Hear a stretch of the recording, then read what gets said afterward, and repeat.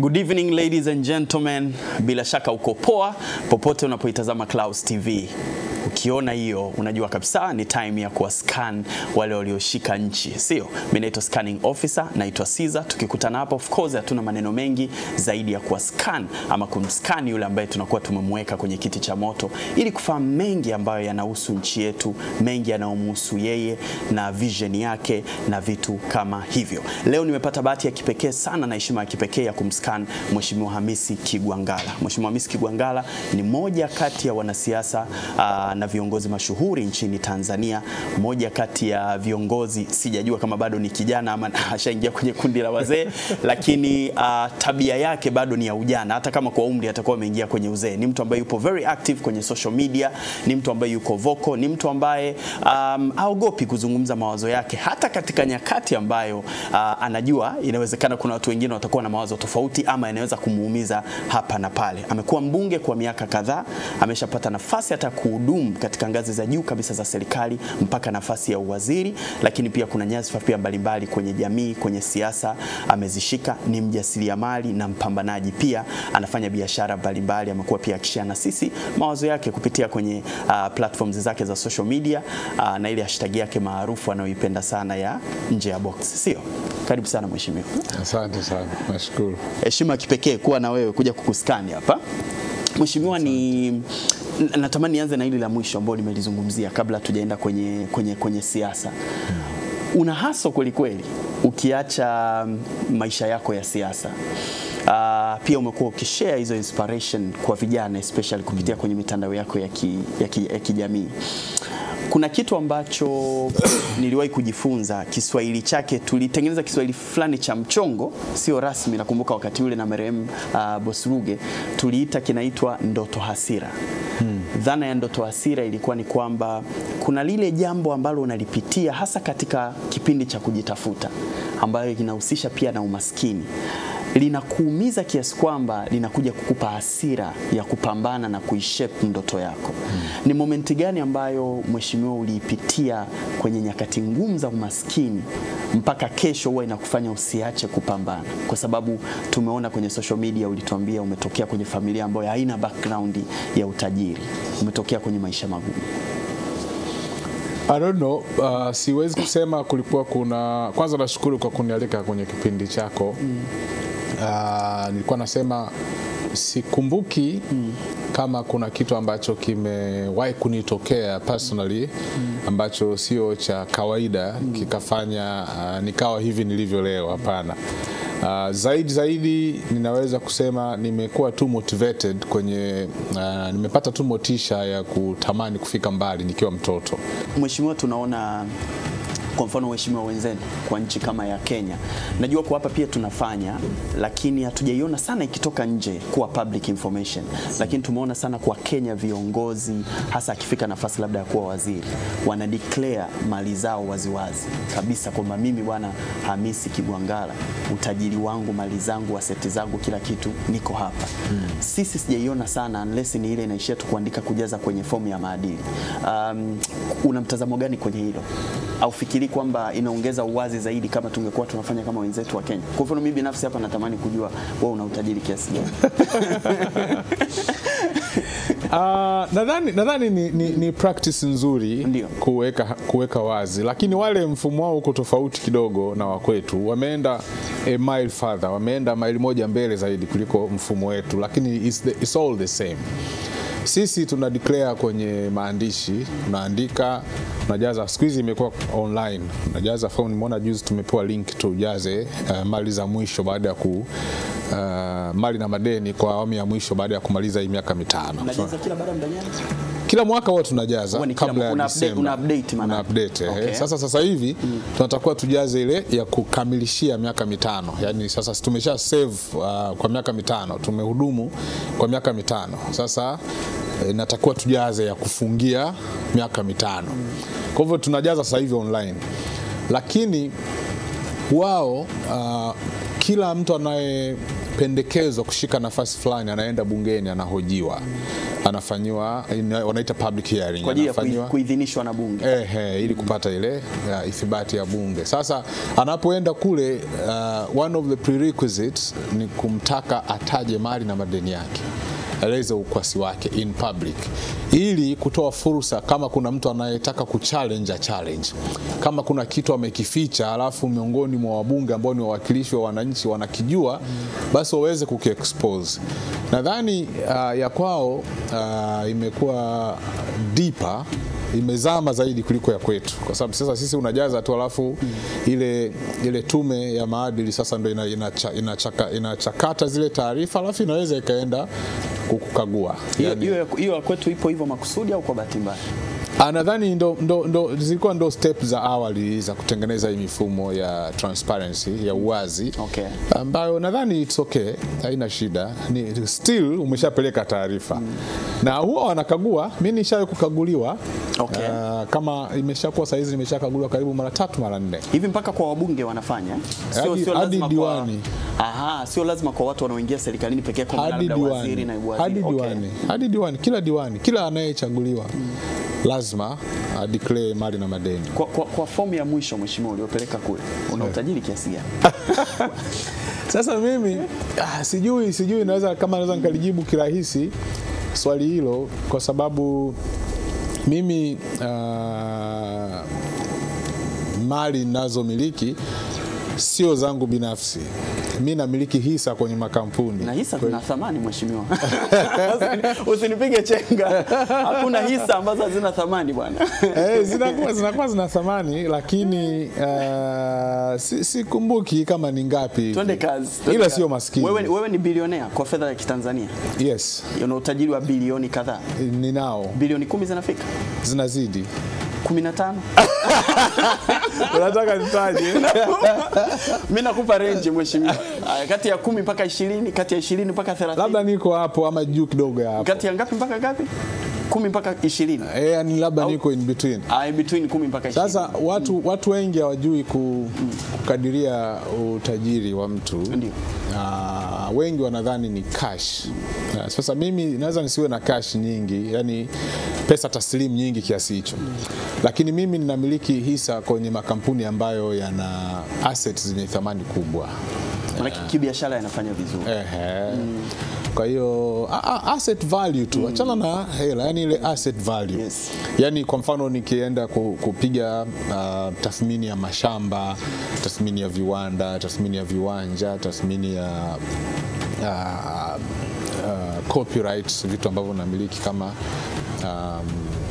brand names na vitu kama hivyo, vyote vile vinafanywa tathmini, na vikifanywa uthamini unaweza ukajua value yako in general. Kwa hiyo labda unamiliki bonds, labda treasury bonds, zile hati fungani za serikali, ama treasury bills, ama una fixed deposit. Kwa hivyo ukishapima yote yale ndio unaweza ukasema huyu mtu ana ukwasi kiasi gani. Kwa hiyo mimi kwa haraka labda niko kwenye hiyo window unaosema kati ya B10 mpaka 20. Naweza nikawemo humo. Safi sana. Mheshimiwa, hili swali nataka nikupe maua yako kidogo. Hili swali na uhakika ningehoji viongozi labda 100. Inawezekana labda nikapata 2 au 3 ambao wanaweza wakafunguka kama wewe. To be honest. Na mimi sishangai kwa sababu wewe umekuwa na character ya kufanya siasa ambazo unafunguka, unaongea. Najua unapata backlash. Ni kwa kiasi gani huwa inakuumiza hiyo style yako ya siasa ya kuwa muwazi, kuzungumza hata kama kuna mirejesho mingine haitakuwa mizuri sana? Hainiumizi chochote. You know why? Huwezi kusumbui zile feedback. It doesn't. Kwa sababu I don't care. I don't give a damn. Why I don't? Kwa sababu mimi naishi maisha yangu kadri ninavyojisikia mimi, na siwezi kuruhusu mtu mwingine a control furaha, raha na amani ya moyo wangu, kwa sababu to do that ni kumpa mtu mwingine power ambayo kimsingi hana kwenye maisha yangu. Mimi sina power kwenye maisha yako. Unafurahi sasa hivi, unalia, una huzuni, unacheka, una raha, una karaha kwenye moyo wako. Sina power yoyote ile unless wewe uamue kunipa mimi kwamba niwe na kucontrol hisia zako. That's too much power, ambayo if you really surrender kwa mtu mwingine, manake you remain with nothing. Kwa hivyo kwa mimi watu wanavyofikiria, wanavyonichukulia, hata siku moja it doesn't get to me kabisa. Okay. That's very good. Hainifikii. Mheshimiwa, kuna mtu ambaye hiki kiwango ambacho umetutajia, kuna mtu ambaye anajiuliza leo kwamba hii fedha hii hata angekaa nyumbani akala na watoto na wajukuu wanaweza wakaishi vizuri. Anaamini kwamba labda inawezekana asingehangaika na stress ya siasa, kwa sababu siasa pia ina haso zake nyingi. But nipitishe kidogo, nisafirishe kwenye kuwa na fedha, ukwasi wa kiwango hicho cha fedha na ukikosa cheo. Kuna kitu ambacho pamoja na kwamba una hela nyingi, bado unaona kuna kitu kikubwa kimepungua kwenye maisha yako. Sasa unajua ni tofauti kati ya mtu na mtu. Kwa mfano kwamba mimi kwa nini nimeingia kwenye siasa, umeona mimi kwangu kwamba ni tajiri ama ni maskini, it doesn't matter. Kwamba nina uwezo wa kuweka mkate mezani, watoto wangu wakala wakachagua wanachotaka kula kadri wanavyochagua, it doesn't matter kabisa. Yani haihusiani na mimi azma na ndoto yangu ya kuwa mwanasiasa. Kwa sababu mimi sikuingia kwenye siasa, na huwa nasema, lakini watu wengi huwa hawaamini, kwa sababu watu wengi hususan na wa Gen Z wanaamini kwamba watu wanaingia kwenye siasa kutafuta maisha, kwamba utajiri umo kwenye siasa. Lakini mimi sikuingia kwenye siasa. Unataka kuniambia mheshimiwa, kwa hiyo mtazamo ni wa uongo? Ni wa uongo kwa mimi. Si kweli kwamba ukipata wadhifa unaweza kutengeneza fedha kwa haraka? Unaweza, umetumia neno unaweza. Unaweza kutengeneza. Lakini ni mwanasiasa wa aina gani? Unatumia mamlaka yako kujinufaisha wewe, ama unatumia mamlaka unayopewa na wananchi kuwahudumia wananchi? Ukituambia ukweli, two kinds of politics. Ukituambia ukweli mbele ya Mwenyezi Mungu, kwa uzoefu wako kufanya siasa, kuwa na network ya wanasiasa kwenye nchi zetu hizi za Kiafrika, kati ya wanasiasa 100 wenye nyadhifa kubwa, ni wangapi ambao wanatumia nafasi zao kutengeneza fedha? Utatoa asilimia ngapi? Ni ngumu kukadiria. Wanaotumia nafasi zao kutengeneza pesa kwenye nafasi walizokalia, na not necessarily wanasiasa, inawezekana hata wakawa watendaji.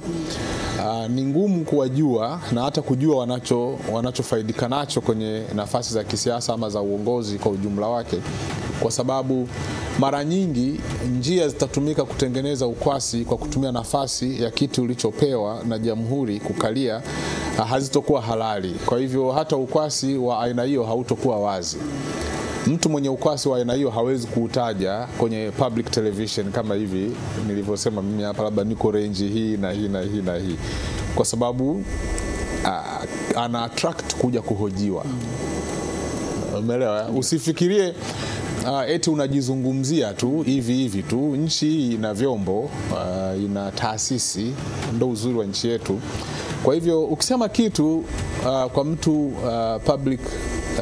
of public interest kama mimi, maana yake watu wanasikiliza, wanatazama, wanafuatilia. Unaweza ukaandikiwa barua, bwana tuletee taarifa ya hiki kitu, bwana hebu tupe maelezo ya hiki kitu, imekuaje, tulikusikia umesema hivi na hivi na hivi, wanakunukuu verbatim, neno kwa neno ulivyosema wanakuletea, hebu tuambie hii imekaaje. Kwa hivyo hakuna mwanasiasa ambaye atafaidika, ama kiongozi yeyote yule, hata kama ni mtendaji, labda katibu mkuu ama ni CEO kwenye taasisi fulani, ambaye amefaidika kwa nafasi yake, atakutajia kwamba mimi nina ukwasi huu, kwa sababu hatakuwa na justification ya kuelezea ule ukwasi wake. Kwa hiyo ni ngumu sana kusema eti naweza nikakadiria kwamba. Lakini si mnajuana mheshimiwa? Washikaji, unajua kabisa mtu tulikuwa naye juzi kati, tumeanza naye siasa, anaweza wakawepo, tulikuwa tunapigana tafu wote, tunalala ghetto. Sasa hivi kuna vitu unaviona, unajua pesa haijifichi mheshimiwa. Wanaweza wakawepo, lakini sasa siwezi kurifaa kwenye hiyo, na hata to say the least kwamba niko na uwezo wa kuestimate percentage ya ukwasi amongst public officials, inaweza kawa ngumu. Nimekuuliza hilo swali kwa sababu uko active kwenye social media, bila shaka unafahamu kumekuwa na mijadala miaka yote kwamba kiwango cha uadilifu cha viongozi wa Kiafrika kwenye nchi zote hizi za Kiafrika kiko chini sana. Na focus yao kubwa ni kutengeneza fedha badala ya kuhudumia watu. Na hata sehemu ya miradi mingi ya serikali za hizi nchi zetu za Kiafrika zimekuwa zikikwama kwa sababu watu wanatanguliza maslahi binafsi badala ya maslahi yao. Najua bila shaka hiyo mijadala unaifahamu. Kimsingi ndio msingi hasa wa swali langu la kwanza ambalo nilikuwa nimekuuliza. Una lipi la kusema kwenye hilo? Naweza kusema ni hisia zaidi. Kwa sababu nasema hili kwa ushahidi ambao unanihusu mimi mwenyewe. Mimi napenda kuandika story za my hustles, my fights, my struggles. Ninapofeli, ninapofanikiwa, huwa napenda kuandika. Siku hizi of course nimepunguza sana. Lakini I used to write a lot kuhusu mimi. Na kumbuka hata siku moja kuna mtu alileta ubishi kwenye mtandao na mimi nikaandika kwamba mimi sio mtu wa kufeli. Labda kwa mfano ilikuwa ni mjadala nafikiri wa mapikipiki na mimi na mkopo wa mapikipiki, ilikuwa around that mambo ya Simba yale. Kwa hivyo nikasema mimi kwamba eti navumomba mtu anikopeshe labda milioni 60, milioni 100 kwamba ni kitu cha ajabu. Sidhani kama ni kitu cha ajabu kwa sababu ninakopesheka zaidi ya hapo. Kwa sababu mimi nina uwezo huu na huu na nikaeleza vile. Walikuja vijana wakabisha, haiwezekani wewe utaendaje kukopa kwa pikipiki kama una uwezo kiasi hicho, unatudanganya, umeiba serikalini, umetuibia mali asili. Umeelewa Lakini mimi mwenyewe najua ukweli kwamba mimi sijawahi kuiba. Sijawahi kupiga madili. Kwa mfano nilipokuwa waziri wa mali asili na utalii ama nilipokuwa naibu waziri wa afya kwenye serikali, sijawahi hata siku moja. Lakini watu wanahisi hivyo. Yaani kwa mfano ukisema tu una uwezo, kama hivi mimi nilivyosema tu kwamba mimi na uwezo wa kiasi hiki, tayari watu watapinga, watataka kuhoji imekuaje, umepata wapi hizo pesa. Of course ni haki yao kuhoji kwa sababu wewe ni public figure na uko serikalini. Na uko kwenye serikali, umewahi kushika madaraka yao ya jamhuri. Kwa hivyo lazima wahoji. Siza, vijana wangu wa mtandaoni wamefanya kazi nzuri ya kukusanya na kuskani maoni ya wanamtandao. Huu ni muda wa kugeukia mtandao, kusikia wanamtandao wanasemaje. Kijana wangu MC Shonde ameifanya kazi hii kwa umahiri na uhodari wa viwango vyote. Hamisi Andrea Kigwangalla ndio jina alilopewa na wazazi wake mwaka 1975 mkoani Kigoma. Kwa sasa ana jina jipya, anaitwa HK au mzee wa nje ya box, kutokana na jinsi anavyochambua hoja mbalimbali za kijamii zinazowagusa watu wengi, na uwezo huo wa kuwa na fikra tunduizi aliuonyesha tangu alipokuwa shuleni. Kwani mwaka 1999 alijiunga na chuo kikuu cha Dar es Salaam Muhimbili, ambapo alichukua masomo ya udaktari wa binadamu na akahitimu mwaka 2004. Baadaye akaenda Sweden kusomea shahada ya uzamili ya biashara na baadaye akaongeza shahada ya uzamili ya afya ya jamii. Mwanasiasa huyu amekuwa akielezea hisia zake wazi bila kuogopa, akifunguka mambo ambayo muda mwingine yamekuwa yakimweka matatani na kumfanya apokee vitisho kutoka kwa watu wasiojulikana. Mfano ni pale aliposema kuwa amekuwa waziri kwa miaka 5 na anashangaa kiongozi wa serikali anawezaje kununua nyumba ya mamilioni ya dola Masaki. Hilo lilimshangaza na likamletea shida. Skana ya kidigitali imekutana na machapisho mengi ambayo huwa hayapigiwi chapuo na wanasiasa wengi. Hawathubutu kusema. Mojawapo ni hili linaloonyesha Kigwangalla akiunga mkono hoja ya mgombea binafsi. Bwana Burule aliandika, "Tusaidie kupeleka hoja ya mtu kuweza kugombea bila kuwa kwenye chama cha siasa, yani mgombea binafsi." Kigwangalla akajibu akisema, "Hii hoja naikubali, ina make sense kwa zama za sasa na zijazo kwenye jamhuri yetu inazungumzika. Ikitokea bunge la katiba naweza kupigania." Kigwangalla huyo akimjibu mdau mtandaoni. Ingawa alijiunga na CCM mwaka 1994, ilipofika mwaka 2010 aliamua kuwa serious na siasa pale alipoingia kwenye kinyang'anyiro cha kusaka ubunge jimbo la Nzega, mahali alipokulia, kupitia CCM. Uamuzi huo ulikuwa wa ujasiri mkubwa. Kwanza, hakuwa anafahamika Nzega, na pili, halikuwa chaguo la wananzega kwani wananchi walimfahamu sana na kumpigia chapuo Hussein Bashe. Na kwenye kura za maoni, Bashe aliongoza akafata bwana Lucas Seleli na watatu akawa Kigwangalla. Lakini baadaye maajabu yakatokea. Kwenye vikao vya juu vya CCM vilipokutana, yakafanyika maamuzi yaliyowashangaza wengi. Hamisi Andrea Kigwangalla, mzee wa nje ya box, aliyekuwa watatu kwenye kura hizo za maoni, akachaguliwa kuipeperusha bendera ya CCM jimboni humo. Ni bahati iliyoje. Kigwangalla ambaye anaamini amefaulu vyema elimu ya mtaani, hapendi rushwa na anadai kuwa tuhuma za rushwa ni tuhuma mbaya zaidi anayoweza kupewa mwanasiasa. Na mpaka leo anakumbuka tuhuma alizowahi kupewa kipindi akiwa ni waziri wa maliasili na utalii. Anakumbuka jinsi alivyoambiwa kuwa ametumia vibaya ofisi na kula bata na wasanii kwa kutumia ndege ya TANAPA. Haya yalimuumiza sana. Skana ya Kidigitali imenasa chapisho lake akisema kuwa wasanii walilipwa hela ndogo. Sema tu watu wengi wana wivu na wana roho mbaya. Na kama ingekuwa ni kupiga pesa, basi yeye kama waziri aliyepewa dhamana ya kusimamia sekta ya maliasili na utalii angeuza vitalu, maana huko ndiko kuna mabilioni mpunga mnene. Ishu hii ya rushwa haikukosekana kwenye hotuba yenye kurasa 21 aliyoitoa Kigwangalla mnamo Septemba 7 mwaka 2014, siku ambayo alitangaza nia ya kugombea urais wa Jamhuri ya Muungano wa Tanzania. Kigwangalla alisimamisha nchi mbele ya vyombo vya habari akijieleza yeye ni nani, ametoka wapi na kwa nini anaitaka nafasi hiyo. Huyu bwana ni mtu anayewaza makubwa.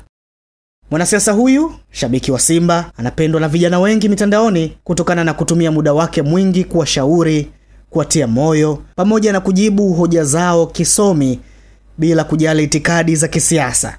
Mmoja kati ya vijana ambao wamemtambua na kumpongeza mzee wa nje ya box ni Martin Masalu, aliyesema kuwa ushauri ambao huwa unautoa mzee wa nje ya box ni msaada, kwa maana vijana wengi wamevunjika mioyo. Ingawa kuna mengi vijana hawakubaliani naye.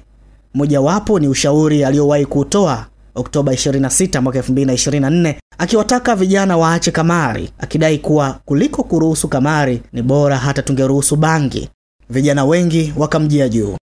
Kuhusu mbio za ubunge 2025, HK mwenye degree zake 3 kibindoni anadai haogopi. Anasema yeye ndiye mbunge wa jimbo la Nzega vijijini kwa sasa na anayelitaka jimbo hilo aende. Skana ya Kidigitali, MC Shonde Live. Natambua kwamba bunge hili ambalo nadhani tumepata taarifa imeshatoka kwamba Mheshimiwa Rais atakuwa analivunja tarehe 27 mwezi wa 6. Maana yake limefikia ukomo. Ile miaka 5 sasa ndo kama tunaimalizia. Ni bunge ambalo kwa sehemu kubwa sana lilikuwa la chama cha CCM. Naweza kusema ingawa wapinzani walikuwepo, lakini majority kwa ukubwa kabisa walikuwa ni chama cha CCM. Kuna mitazamo ya kwamba kuna struggle kidogo ya majukumu ya mbunge kikatiba, kwa maana ya kuisimamia na kuishauri serikali, na mvutano kwenye chama kwamba huyu anayetakiwa kuisimamia serikali wakati huo ndiye mbunge wa chama kile kile. Hiyo ikoje kama mtu ambaye umehudumu kwa muda mrefu sana bungeni? Umehudumu vipindi vitatu. Kipindi cha 3 unakimaliza, maana yake ni miaka 15. Hiyo ikoje? Kwa kweli hapo ndo maswali mimi napendaga kujibu kwa sababu maswali yanahusu mfumo Karibu sana. Kidogo ukienda shule ile miaka yetu tuliyosoma sisi, unakuwa unapenda kuchambua mambo serious. Okay. Sasa hili ni katika mambo serious ambayo unaweza ukamuuliza mwanasiasa anayeelewa mifumo. Kwenye mfumo wa bunge letu ambapo kuna kambi mbili, nabidi nikueleze kwa upana ndio tuelewane. Kuna kambi mbili bungeni. Kuna kambi inaitwa kambi ya serikali, alafu kuna kambi ya upinzani. Kwa hivyo kambi ya serikali inaongozwa na waziri mkuu namba 1. Kambi ya upinzani inaongozwa na kiongozi wa upinzani bungeni ama KUB. Sasa hii kambi ya serikali ambayo inaongozwa na waziri mkuu ndio ile kambi ya wabunge wanaounda serikali ndani ya bunge. Unajua katiba inasema kwamba rais atateua waziri mkuu miongoni mwa wabunge walio wengi bungeni. Unajua mbunge ambaye ametoka kwenye jimbo. Unajua inawezekana rais akateua mbunge wa upinzani kama wana wabunge wengi. Kama wana wabunge wengi zaidi. Yes. Kwa hivyo sasa na hiyo ndio itaitwa sasa kambi ya serikali kwa sababu inatoa waziri mkuu. Kwa hivyo waziri mkuu ni muhimu sana kwenye bunge kwa sababu ndio namba moja pale bungeni. Ndio kiongozi wa shughuli za serikali bungeni, lakini ndio namba moja, yani mtu namba moja upande wa kambi ya serikali. Sasa yule waziri mkuu pamoja na wale mawaziri wake ambao wanateuliwa na mheshimiwa rais wanapelekwa kule bungeni kuwakilisha serikali na kulinda maslahi ya serikali mle bungeni, wanapewa kipaumbele kwa muundo wetu wa katiba na utaratibu wetu wa kuendesha bunge. Ama Kilatini wanaita primus inter pares, yani wale wanapewa nafasi ya kwanza, yani first among equals, kwamba wabunge wote ni sawa lakini wale ni first among watu ambao wako sawa, kwa hiyo wanapewa kipaumbele. Kwa hiyo ndio maana unaona waziri akisimama tu business inasimama, lazima waziri aseme, ndio kipaumbele chenyewe wanachopewa. Sasa kwenye Chama cha Mapinduzi, kwanza kwenye bunge letu kwa ujumla wake tunafuata Westminster model ya parliamentary democracy. Demokrasia yetu inaendana, bunge ya Westminster ni kule Marekani, ni Uingereza, UK. Sasa kwenye huu mfumo wa kwenye hii model ya mabunge ya Westminster kuna kitu kinaitwa party caucus. Kwa hiyo wale wanaounda chama fulani wanakuwa na kama chombo chao cha kukutana. Alafu na wale wanaunda upinzani wanakuwa na chombo chao cha kukutana, yani kikao. Kwa hivyo kuna misimamo ya kambi, kuna taratibu za kambi ambazo kambi mnajiwekea wenyewe kule kwenye kambi yenu. Kwa maslahi ya chama. Kwa maslahi ya kambi kwenye lugha ya kibunge. Yes, lakini ni kambi ambayo kimsingi kinachounganisha ni chama. Ni chama. Kwa hiyo sehemu kubwa sana mnayojadili. Kwa sababu inawezekana kisio chama kimoja, vikao vyama viwili, vikao vyama vitatu, vikasema sisi ni kambi. Lakini kwa kesi ya chama chako maana yake mara nyingi sasa kwa sisi tunakuwa tuna caucus ya CCM. Ndio. Kwa hiyo kwenye caucus ya CCM yule ambaye anakuwa namba moja ndio anakuwa mwenyekiti. Kwa hiyo waziri mkuu ndio mwenyekiti wa ile caucus yetu kwa sababu ndio mkubwa kuliko sisi sote. Na tukienda kule kwenye caucus ambapo sasa waziri mkuu ndio mwenyekiti, kwa hivyo tutajadiliana mambo yote yanayohusu msimamo wa kambi yetu. Tunajenga msimamo, tukikubaliana tunakuja kupitisha kwenye hili bunge kubwa. Hilo ni hatua ya kwanza, lakini hatua ya pili kuna mambo ambayo tulishaga kubaliana kule kwenye caucus. Kwa mujibu kuna kanuni za caucus. Kwa mujibu wa zile kanuni zetu yamepewa bakora 3 ama 3 lines whip. Yani ni mambo ambayo ni lazima useme ndio.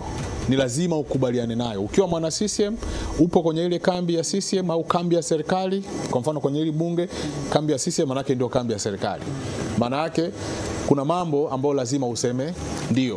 Kwa mfano mabadiliko yote ya katiba kama yakiletwa lazima useme ndio. Hata kama una maoni tofauti. Utajadili maoni yako tofauti kule kama kwenye kambi. Kama mwanachama wa Chama cha Mapinduzi, sio kama mbunge. Ndio. Hapo sasa uone ndo mgogoro unapoibuka mheshimiwa.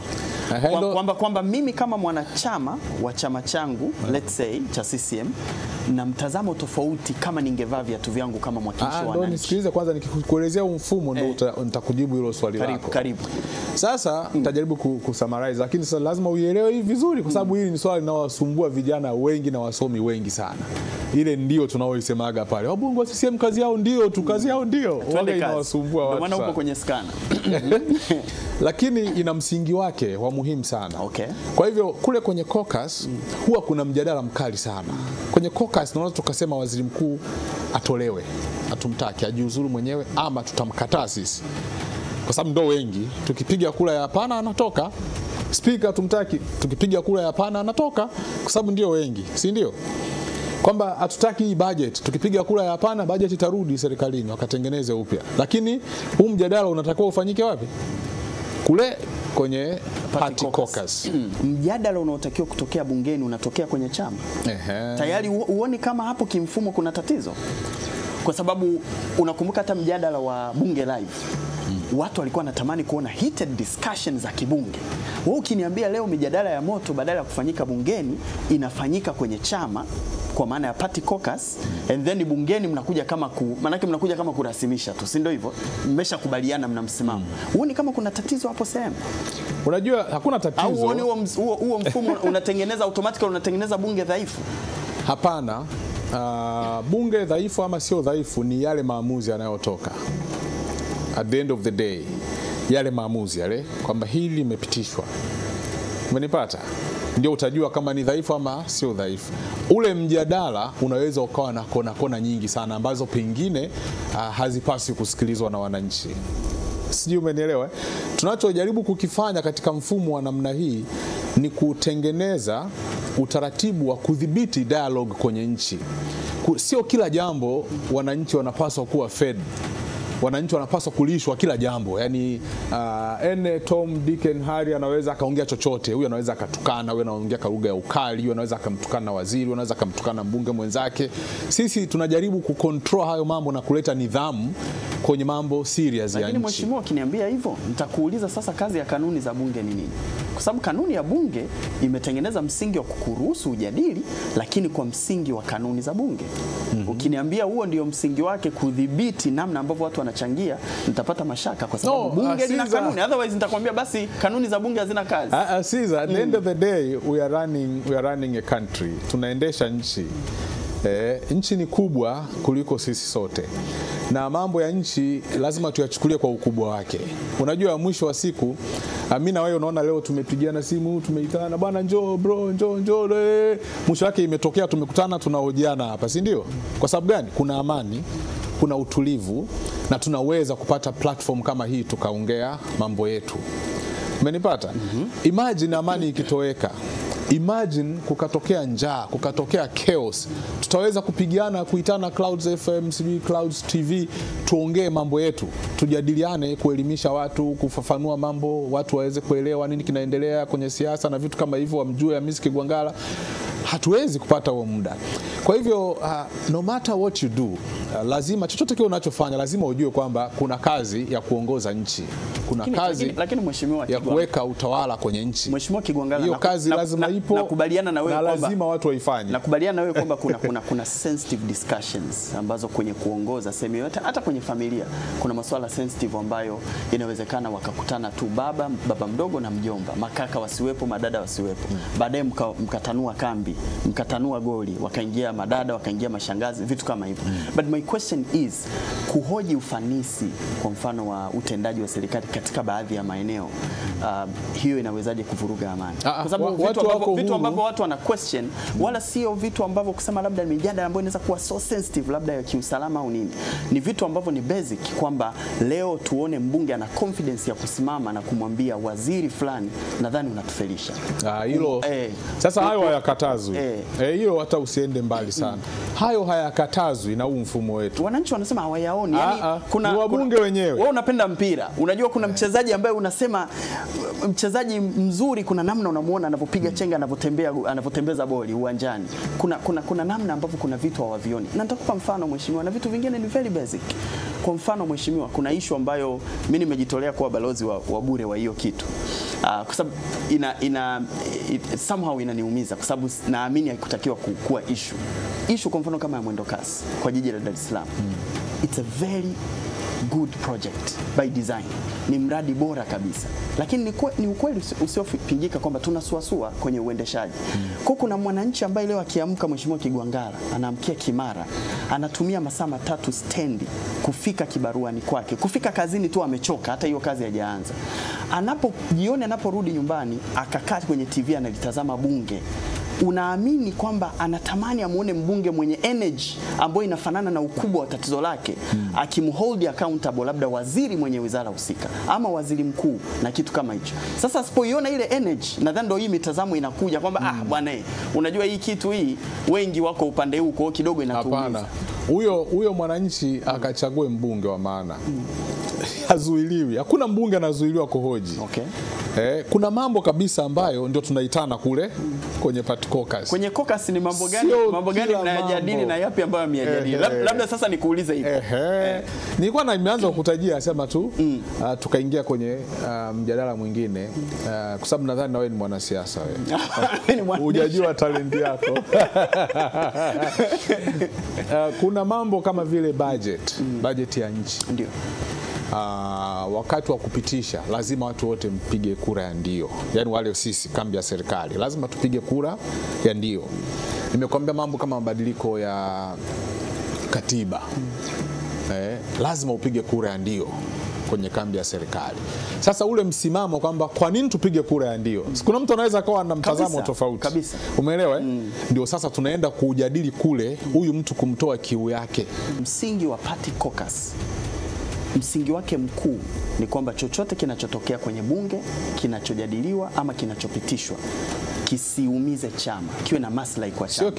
Niko sahihi ama sipo sahihi? Kisiumize hata nchi kwa ujumla wake. Lakini ndio maana inaitwa party caucus, yanaanza maslahi ya chama kwanza.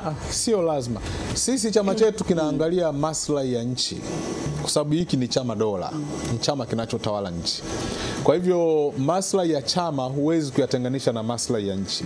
Nipo na Mheshimiwa Hamisi Kigwangalla na mskani kweli kweli, ndugu yangu sana, but I must say kitu kimoja ambacho ninakipenda mimi binafsi kwa Mheshimiwa Hamisi Kigwangalla ni mtu ambaye anafunguka. Yaani unajua sisi waandishi tunapenda mtu anayefunguka, anatupa content, sio of course kwa niaba yako, lakini ni mtu ambaye anatoa maoni yake, haogopi kuzungumza maoni yake na anasimamia kile kitu ambacho anakiamini, ambacho of course mimi naamini ni moja kati ya sifa ya kiongozi mzuri. Hii ni Scanner ya Clouds TV. Mimi naitwa Caesar, ndio scanning officer. Natamani kidogo twende tukaone wananchi wanalipi la kumskani Mheshimiwa Hamisi Kigwangalla.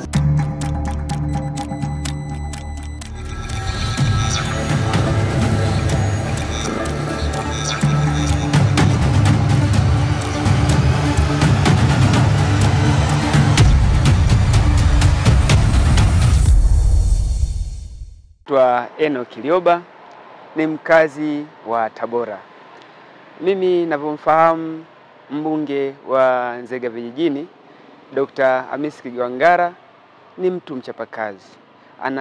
Akiongea jambo huwa analisimamia, kwa sababu kuna watu wengine huwa ni wazuri sana kwenye kuongea, lakini kwenye utekelezaji inakuwa ni changamoto. Lakini imekuwa ni tofauti na mbunge huyu Dr. Kigwangalla. Akiongea jambo linatekelezeka. Alafu hanaga kona. Ni mtu mwenye misimamo yake, anachokiamini ndicho hicho anakifanya. Na yote hayo anayafanya si kwa maslahi yake binafsi. Manake binadamu wengi ni wa binafsi, ila kwa Hamisi Kigwangalla ule ubinafsi anakuwa hana. Anatekeleza yale si kwa ajili yake, bali kwa wananchi wa mkoa wa Tabora. Kwa sababu ni mbunge wa jimbo la Nzega Vijijini, lakini tunajivunia si kwa watu wa Nzega Vijijini, ni ana mchango wa mkoa mzima, kwa sababu anaamini Tabora yote ni ya kwake. Kwa hiyo wananchi wa Tabora wanawatakia wote wawe na mafanikio. Kwa hiyo anachokisimamiaga na anachokiongea si kwa masiali tu ya jimbo lake lile la Nzega Vijijini, hapana, ni kwa ajili ya wakazi ya watu wa Tabora na nchi nzima ya Tanzania. Majina naitwa Michael George, ni mkazi wa Tabora. Nzega mimi kule ni maeneo ambayo nimeishi sana, na kiukweli mimi namfahamu kabisa mbunge Hamisi Kigwangalla ambaye ni mbunge wa Nzega Vijijini. Kiukweli ni mbunge ambaye watu walipomchagua kwa miaka ile 10 ambayo yupo madarakani walichagua mtu sahihi, kwa sababu ni mbunge ambaye ana misimamo mikali. Misimamo yake huaga ya siku zote haipindishwi. Ni mbunge ambaye akizungumza kitu kimenyoka. Tunaona hata kwenye mitandao ya kijamii amekuwa akipigania sana michezo. Sijui kama ni shabiki wa Simba au ni vipi, lakini amekuwa akipigania sana michezo. Kuna wakati alikuwa hata akienda tofauti na kina Mo Dewji kwa sababu ambao kimichezo na Simba ile. Tuachie Simba yetu. Lakini unaona namna gani ambavyo ni mpiganaji na ni mpambanaji katika sera zake na anazisimamia kweli. Kwa mfano Nzega Vijijini, miundombinu ya masuala ya elimu amefanya vizuri kwa kweli. Amesimamia sana masuala ya elimu na mpaka sasa hivi hakuna changamoto ya masuala ya kielimu, watoto wanasoma, lakini yote kwa sababu ya usimamizi wake na serikali ambazo alikuwepo madarakani, ikiwemo na sasa hivi serikali ya awamu ya 6 ambayo inaongozwa na Rais Dr. Samia. Lakini pia vile vile kwenye miundombinu ya masuala ya afya pia amefanya vizuri. Sasa hivi masuala ya afya kwa Nzega vijijini sio changamoto kama miaka ile ya nyuma, kipindi hicho ambapo tulikuwa tunaona hata wazazi wetu wakipata changamoto na walikuwa wakilalamika sana. Japo mengi amekuwa akiyafanya, na mimi naamini mpaka leo bado wananchi tunampenda kwa sababu ya namna ambavyo anafanya vitu vizuri. Lakini kubwa zaidi pia namwombea Mungu mjalie aweze kupita tena miaka mingine 5.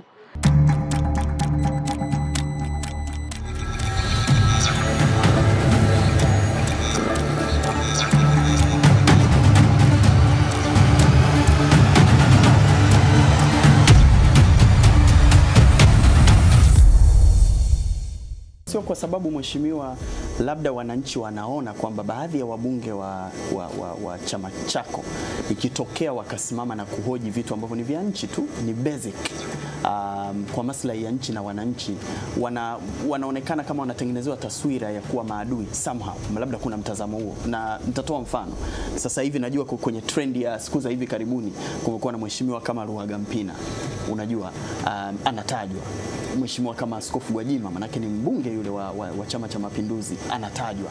Lakini wananchi, baadhi ya wananchi wanahusisha wanayoyasema na vitu ambavyo vina maslahi kwa nchi na wananchi. Uone inawezekana huo ndio msingi wa wananchi kuwaza hivyo?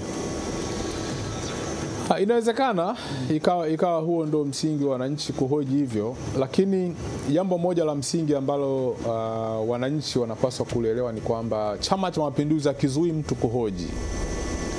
Mtu yeyote anaweza kuhoji chochote. Mfano, Mheshimiwa Ruhagampina umetoa mfano mzuri. Anapenda kuhoji na anahoji kwa uhuru. Umewahi kuona amekatazwa? Si angeshakatazwa. Lakini si umeona hata juzi tu kahoji. Hata juzi tu kaunga mkono alichokisema Gwajima. Umeona Sasa tumekuwa tukiona wakishughulikiwa. Ameshughulikiwa wapi? Mheshimiwa Ruhagampina si yupo? Anaendelea Mheshimiwa Gwajima hajashughulikiwa. Umesikia ameshughulikiwa? Umesikia chama kimesema chochote? Lakini hamjafurahi. Kufurahi is so relative. Chama kimefurahi. Chama akijasema chochote, alafu chama ni dude kubwa. Sasa unamaanisha chama ni nani? Kwa sababu hata mimi ni chama. Umenipata Chama akijasema chochote, chama tuna msemaji wetu. Kama asiposema mwenyekiti mwenyewe mama, maana yake kuna msemaji wetu wa chama, Mheshimiwa CPA Makala.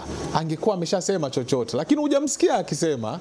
Anaendelea kufanya shughuli zake huko za chama, anafanya shughuli zake za siasa, anahamasisha wananchi wajitokeze kushiriki uchaguzi mkuu, lakini pia wakichague Chama cha Mapinduzi. Huu muundo tulionao unatufaa. Lakini wakati utafika ambapo nilikuwa nasema bungeni, nafikiri mwezi uliopita, tutafika watu milioni 140 na ushe mwaka 2050, miaka 25 ijayo tutafika milioni 140.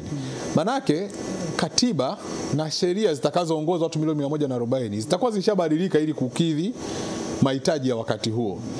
Hizi sheria tulizonazo leo hii zinakidhi mahitaji ya wakati tuliopo, na muundo tulionao sasa hivi unakidhi mahitaji ya wakati tuliopo. Lakini huko mbele watu wanaweza wakabadilisha katiba, wanaweza wakabadilisha sheria ili ziendane na mahitaji ya wakati huo ambao tunautarajia. Kwa hiyo kwa kipindi hiki mheshimiwa, unasema ni sawa kabisa kuongeza idadi ya wabunge. Sawa kabisa. Na vipi kuhusu ndo sheria tulionazo? Vipi kuhusu huo mtazamo wa kwamba majimbo yanagawanywa kwa sababu za kisiasa, kwamba kuna mheshimiwa A na B wote kama chama tunawahitaji tukate jimbo, ama kuna mheshimiwa A ambaye ni wa chama tawala, kuna mheshimiwa B ana nguvu sana kwenye hilo jimbo, akigombea bila shaka atamshinda na sisi tunamhitaji, kwa hiyo tugawe jimbo?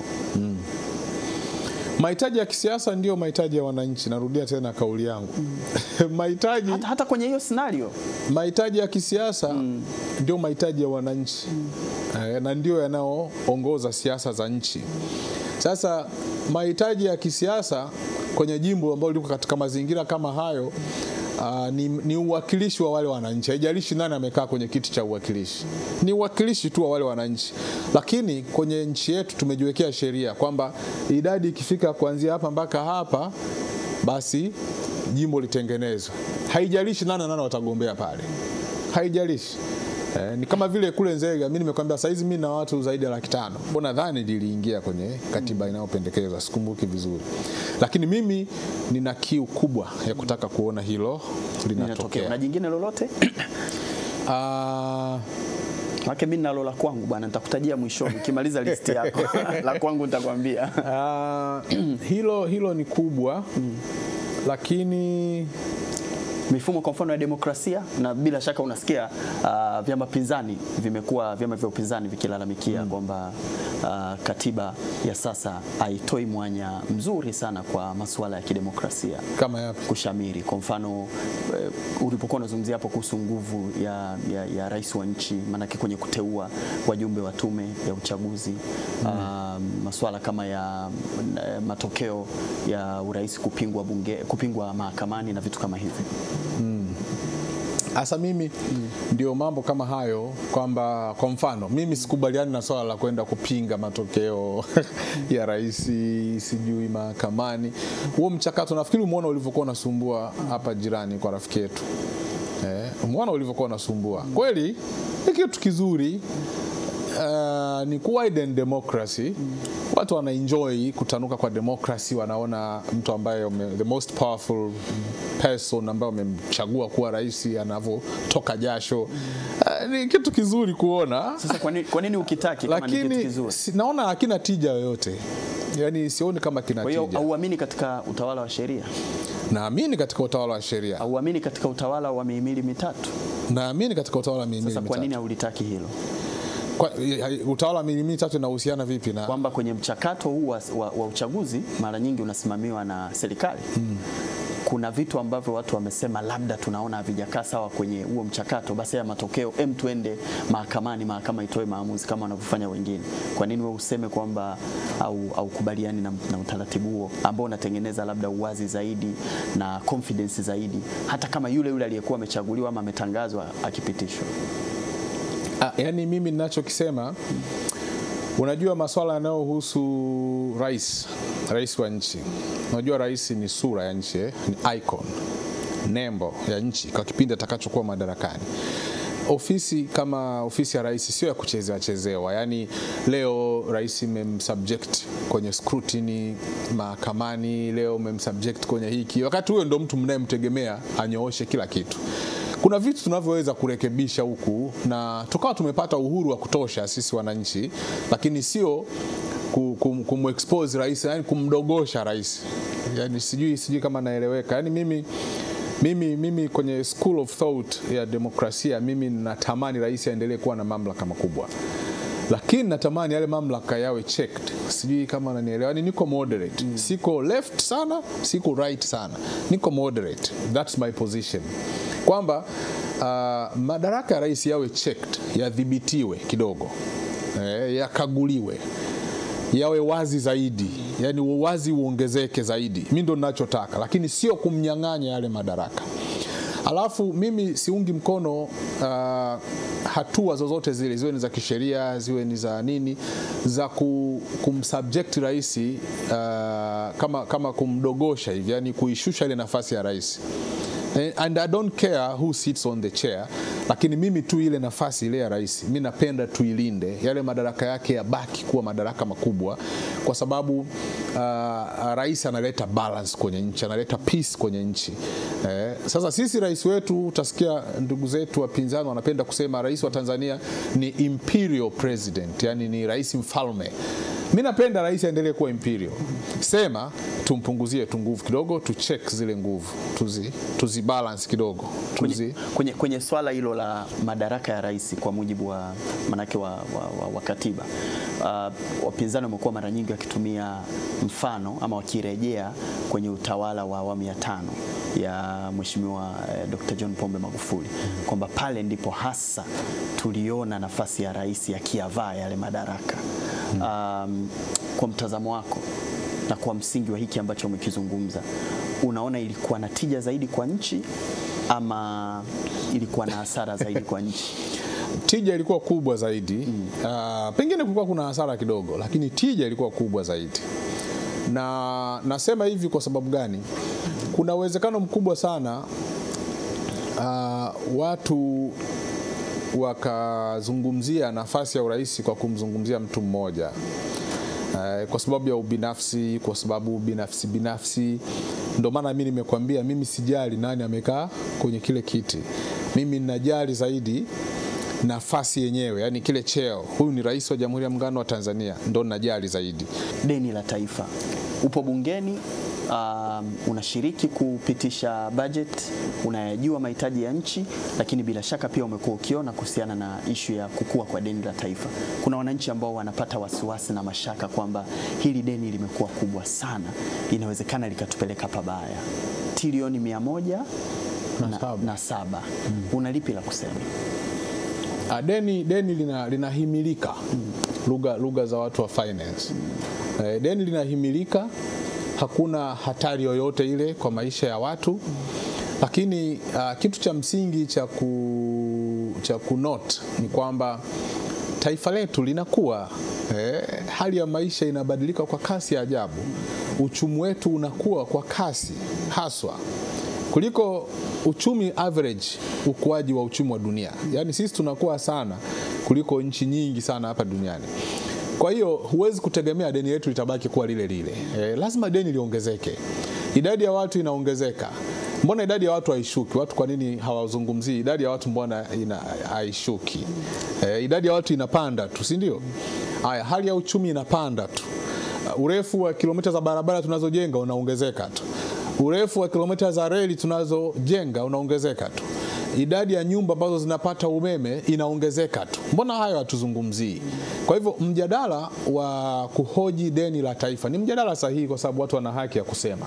Lakini mimi ningependa tu kuongeza muktadha wa kwa nini deni linakuwa kwa mambo mazuri ama linakuwa kwa mambo mabaya.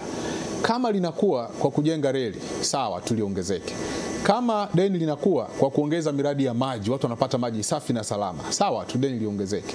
Kama linakuwa kwa kuongeza vituo vya afya, zahanati, hospitali za rufaa, wacha deni liongezeke. Kama deni letu linakuwa kwa kujenga reli ya kisasa, SGR, acha likuwe deni. Kuna ubaya gani? Leo hii mimi niko hapa, kesho asubuhi saa 3 utaniona niko bungeni pale nasikiliza bunge. Nishapiga safari yangu fast alfajiri, natua pale, nishaoga, nishapiga suti yangu, nishaingia bungeni. Tuna reli ya kisasa. Baadaye reli ikifika Tabora, badala ya kuja Dar nyingine naenda Nzega, napiga kule kazi zangu, narudi Dodoma. Maisha yamekuwa rahisi sana. I can tell you, nchi yetu inakuwa kwa kasi ya ajabu.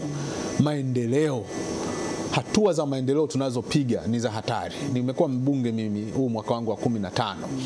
Nilivyoikuta Nzega na ilivyo leo hii, mbingu na ardhi, Kilimanjaro na Kichuguu, yani ni vitu tofauti. Kwenye huu mjadala wa deni la taifa ni kwamba watu wamekuwa pia wakiuliza kwamba zile fedha ambazo zimekopwa katika miaka hivi karibuni ni fedha nyingi sana, takribani karibia nusu ya fedha ambazo tumekopa kwa miaka mingi tangu tumepata uhuru kama nchi. Kama mwakilishi wa wananchi, unauona uwiano kati ya kile ambacho tumekopa kwa miaka hivi karibuni na kiwango cha maendeleo ambacho tumekipata kwa miaka hiyo hiyo? Nauona sana, yani nauona mchana kweupe, na haujajificha kwa sababu ni kazi inayoongea. Umeme tulikuwa tuna megawatt toka tupate uhuru. Sasa manake ukitaka kulinganisha kwa lugha rahisi, linganisha deni la kutoka uhuru mpaka tulivyokamilisha mradi wa umeme wa Rufiji juzi. Tulikuwa tuna megawatt ngapi? 500 na kitu, sawa? Baada ya kukamilisha mradi wa kufua umeme kule Rufiji, tuna megawatt 2600 na kitu. Kwa hivyo sasa ukitaka kuhesabu kipindi, okay, miaka 10 hii labda tumeongeza deni labda kwa nusu, let's say, sawa, tumeongeza deni labda kwa trilioni 50.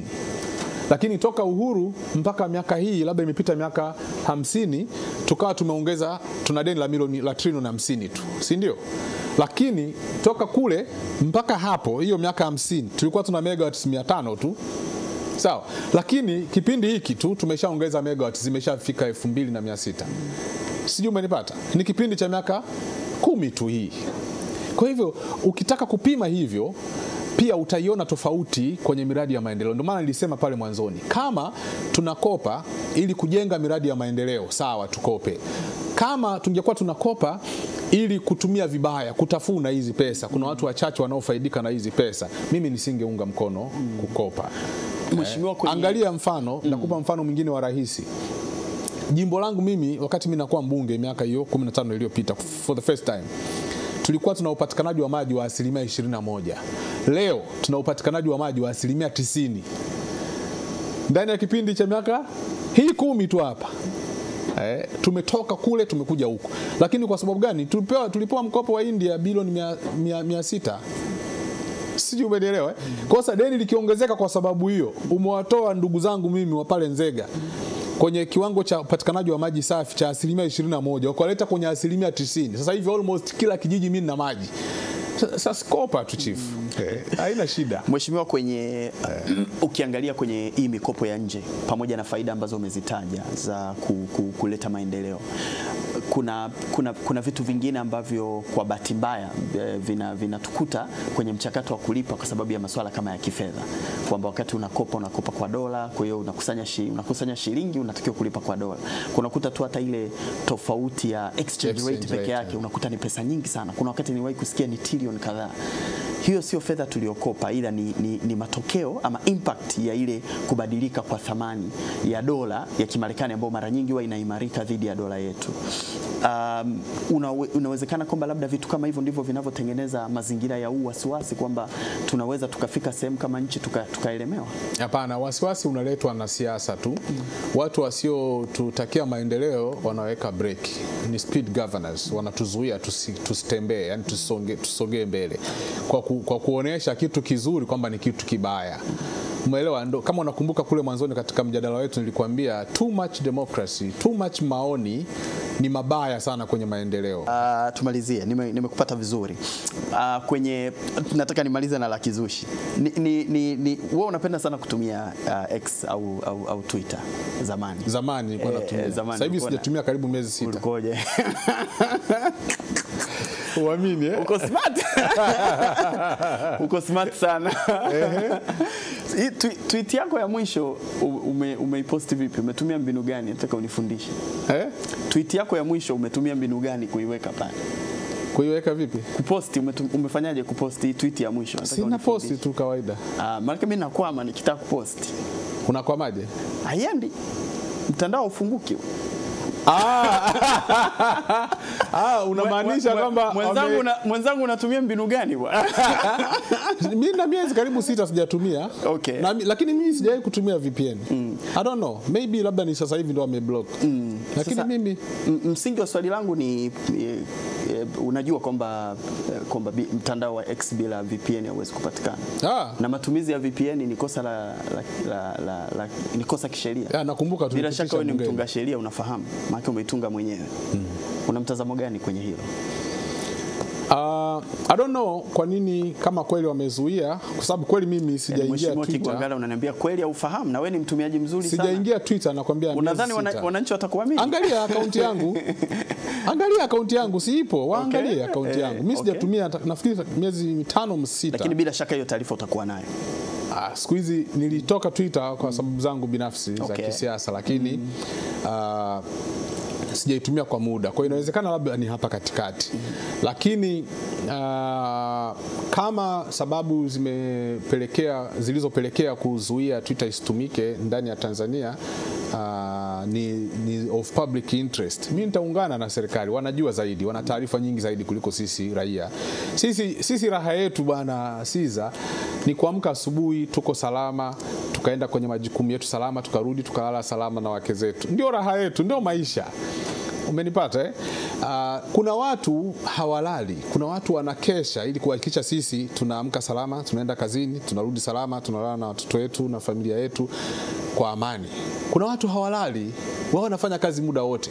Kwa hivyo kama wakiona kuna kitu kinaweza kikahatarisha hiyo amani na hiyo raha ambayo tunaipata, wakazuia, mimi niko nao, kwa sababu mimi ninachotaka zaidi, watoto wangu wameenda shule, wamekula, wamelala. Mimi mwenyewe nimeenda kwenye kazi yangu, nimeenda kutembelea wapiga kura wangu, tumezungumza mambo yetu ya maendeleo kule. Wananchi wangu wanaishi kwa amani, wanafanya shughuli zao za kilimo na ufugaji na kazi mbalimbali kwa amani. Mimi ndo ninachotaka kama raia wa taifa langu. Lakini uhuru wa kuzungumza ni kitu cha muhimu. Kama sababu sio za kiusalama, hakuna sababu yoyote ile ambayo inaweza kapelekea kuzuia Twitter. Baadhi wanafikiri kwamba ni nzuri. Baadhi wanafikiri kwamba labda ni kwa sababu ni jukwaa ambalo limekuwa likitumika sana kukosoa viongozi, labda ndio sababu ya kufungwa. Kuna mtu amekosolewa Twitter kunishinda? Sidhani kama kuna kiongozi wa kisiasa amewahi kukosolewa Twitter kunishinda mimi. Maana yake mimi waga napigwa, wanaita kupiga spana. Unapigwa spana Mimi napigwa spana kweli kweli. Na huwa nazisoma na naziona, nasema hawa madogo wameamua, lakini mimi waga navumilia. Kwa hiyo mimi napenda kuona watu wakikosoa. Hata nilipokuwa waziri nilikuwa nakosolewa, nilikuwa najifunza mambo mengi sana. Nilikuwa napata maoni mengi sana kupitia comments za watu ambao wananipiga spana hizo nazosema. Kwa hiyo zile spana zina faida, zina maana yake. Mimi naziunga mkono. Siwezi kusema eti tuzuie watu wasijadili kwa sababu wanatusema sisi viongozi wa kisiasa, labda uwe mbunge ama uwe waziri ama uwe RC ama DC. Hapana, lazima tusikilize wananchi wanasema nini. Lakini kama ni kwa sababu vyombo ama serikali kwa ujumla wake imeona kuna matatizo ya kiusalama, mimi pale nitaunga mkono msimamo wa serikali. Lakini kama ni hizi sababu za kisiasa wanazosema, sidhani kama ni sahihi kuzuia Twitter. Kumekuwa na concern ya kwamba kuna vijana wengine ambao wanatumia hilo jukwaa kutengeneza maisha. Kwa hiyo likizuiwa kuna aina fulani ya kuathirika ambako kunatokea. Jambo la kwanza kwenye na bila shaka ni mtandao ambao unautumia sana, kwa hiyo unafahamu hilo vile. Jambo la kwanza la msingi kwenye taifa lolote lile ni ulinzi na usalama. Comes prime, juu kabisa. Jambo la kwanza.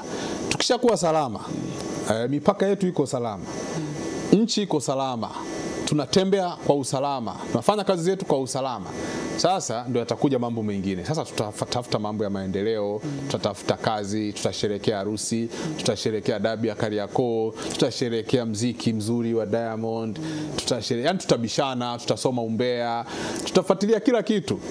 Umenipata? Kama kuna nini? Kama kuna ulinzi imara wa mipaka yetu, kama kuna usalama kwenye maeneo tunayoishi, kwenye barabara, kwenye majumba yetu, ndio tutaenjoy mambo mengine, tutafanya mambo mengine sasa ya maendeleo. Okay, so far ingawa kwa taarifa ambayo niliiona kupitia nadhani kwa waziri ilikuwa inataja sababu za kuwa na maudhui yasiyokuwa na maadili. Ndio sababu ambayo so far nadhani ilitajwa na serikali, kwamba kubadilika kwa sera ya Twitter zamani ama X kuruhusu aina hiyo ya maudhui. Kwa mtazamo wako unafikiri kama hiyo ndio sababu palitakiwa mtandao kufungiwa kama hivi, au palitakiwa kutafuta namna nyingine? Maadili yapi? Kwamba mtandao huo unaruhusu picha ambazo sio nzuri. Hizo sasa hiyo hatuwezi kuruhusu kama taifa. You know, wewe ni baba sio? Na mimi ni baba. Sisi tulipokuwa, hata na nyie nafikiri wewe sio mdogo sana, lakini tulipokuwa sisi tulikuwa kwenye nchi ambayo ina uadilifu wa hali ya juu na utamaduni wa kuheshimu watu na kuheshimu vitu na kuheshimu nchi yenyewe. Tusitoke kwenye hiyo misingi na tusiruhusu watoto wetu wakakuwa katika mazingira ya ajabu kabisa. Tutakosa watoto. Nani atakuja kuwa wabunge mtakao kuwa mnawahoji kwenye vitu kama hivi? Nani atakuja kuwa marais? Unahitaji watu waadilifu, unahitaji watu safi, watu waliokunjwa, walifinyangwa wakakaa sawa. Tunahitaji watu wa aina hiyo. Kwa hivyo hatuwezi kusema tutaruhusu uhuru wa kila kitu. Alafu kuwe kuna mitandao pale inahamasisha mambo ya ushoga kwa mfano. Inaruhusu picha za ushoga, ngono za watu wa jinsia moja kwenye mitandao. Ikiruhusiwa hivyo, maana watoto wetu wataharibika. Watoto wetu watajua kwamba kumbe ngono hata ya same sex ya jinsia moja kumbe inafanyika tu na ni sawa tu. Wakati wa uchaguzi uliwahi kutoa hongo? Uliwahi kuhonga mtu? Mimi sijawahi kuwa natumia rushwa kushinda. Hujawahi kabisa kuwapa hela wajumbe hata wakati ule walipokuwa wachache? Stoi pesa. Pia Mungu. Mimi ninachofanya, nakwambia ukweli kinachotokea. Nakueleza ninachofanya, sio rushwa. Mimi nawawezesha, nawafacilitate wakati wa uchaguzi, kabla ya uchaguzi. Yaani usimuona kama sasa hivi, mimi si ni mbunge. Kuna ahadi nilizotoa kwa mfano. Kwa mfano nilitoa ahadi labda let's say labda ya kuwapa sungusungu kwa jimbo langu pikipiki kila kata. Kwa hiyo napeleka pikipiki na wapa sungusungu. Labda nilitoa ahadi ya kuwapa viongozi wa chama labda pikipiki ama baiskeli, napeleka pikipiki. Niko kwenye kutimiza ahadi zangu. Hiyo sio hongo, ni uwezeshaji. Chama kinajengwa na watu kwa nguvu, kwa rasilimali, kwa akili, kwa mawazo. Basi mimi najenga kwa kutumia rasilimali. Asante sana Mheshimiwa Hamisi Kigwangalla. Ninaye producer wangu matata kabisa wa Skana, anaitwa Azizi Kindamba, atanitoa macho na roho. But thank you so much for your time, na kushukuru sana kwa kuichagua Clouds TV, kwa kuichagua Skana. Leo tulikuwa tunamskani Mheshimiwa Hamisi Kigwangalla. CV yake ni ndefu, bila shaka unaifahamu, na najua kupitia Skana pia umeweza kuyafahamu mengi zaidi yanayomhusu yeye, yanayohusu chama chake na yanayohusu nchi yetu ya Tanzania. Thank you so much for your time. Mimi naitwa Scanning Officer Caesar. Bye bye and cheers.